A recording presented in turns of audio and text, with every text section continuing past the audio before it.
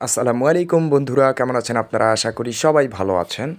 আমিও আলহামদুলিল্লাহ আপনাদের দোয়ায় অনেক ভালো আছি। তো সন্ধ্যাবেলা ঘুরতে চলে এলাম বইমেলায়। আসলে বইমেলায় না আসলে মনে হয় যে কো কোথাও একটা অপূর্ণতা রয়ে গেল। কেমন যেন একটা আ ভেতরে একটা ব্যাপার-স্যাপার কাজ করে আরকি। তো প্রতি বছরই ফেব্রুয়ারি মাসের ১ম দিন থেকে পুরো মাস জুড়েই চলে অমর একুশে বইমেলা। আর এই মাসটাতেই নতুন পুরাতন লেখক এবং পাঠকের যেই মিলন মেলাটা, এই মিলন মেলাটা আসতে না পারলে মানি কেমন জানি একটা অশান্তি কাজ করে। তাই প্রতি বছরই নতুন ২-১ টা বই কেনার পাশাপাশি মেলাটি ঘুরতে আমার খুবই ভালো লাগে। বন্ধু-বান্ধব নিয়ে ছোটবেলা থেকেই আমরা যেহেতু হুমায়ূন আহমেদের ফ্যান, হুমায়ূন আহমেদের স্যারের বই আ বের হলেই আমরা সেটা সংগ্রহ করতে আসতাম বন্ধুরা মিলে। তো এখন বন্ধুরা সবাই যার কাজে ব্যস্ত, সবার আর একসাথে আসা হয় না। তো রাতের বেলা জমে উঠেছে।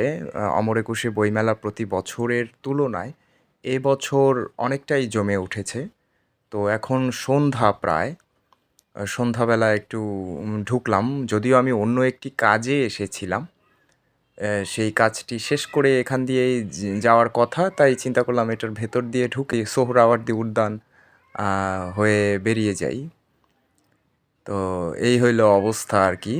তেমন কোনো ব্যাপার-স্যাপার না, হঠাৎ করেই চলে আসলাম বইমেলাতে। তো এখনও কাজ চলতেছে এবং প্রতিদিনই বাড়ছে নতুন বইয়ের সংখ্যা, নতুন লেখকের নতুন বই। বিখ্যাত লেখকদের বই তো সাথে রয়েছেই।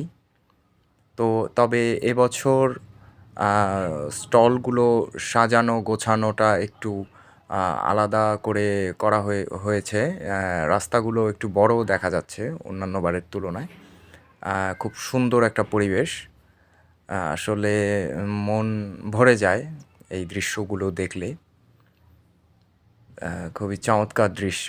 আ কিছু স্টলের কাজ এখনও অসমাপ্ত রয়েছে। আশা করি ২-৪ দিনের মধ্যে ঠিক হয়ে যাবে। আ আজকের মধ্যেই মনে হয় হয়ে যাবে আরকি। না, কিছু স্টল দেখেছিলাম আ কাজগুলো অসমাপ্ত, সেগুলো হয়ে গেছে। এই যে এখানে কাজ চলতেছিল। এর আগের ২ দিন আগেও আমি এসেছিলাম, তখন দেখেছিলাম। তো এখান দিয়ে আমি বেরিয়ে চলে যাবো আসলে সোহরাওয়ার্দী উদ্যান দিয়ে আমি চলে যাবো। আমার একটি কাজে এসেছিলাম। তো বইমেলাটা আমার বন্ধুদের সাথে একটু শেয়ার করলাম। নিজেও একটু ঘুরে গেলাম।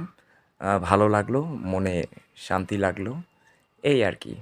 তো ঠিক আছে বন্ধুরা, আ আমি আজকে এ পর্যন্তই আপনাদের কাছ থেকে বিদায় নিচ্ছি।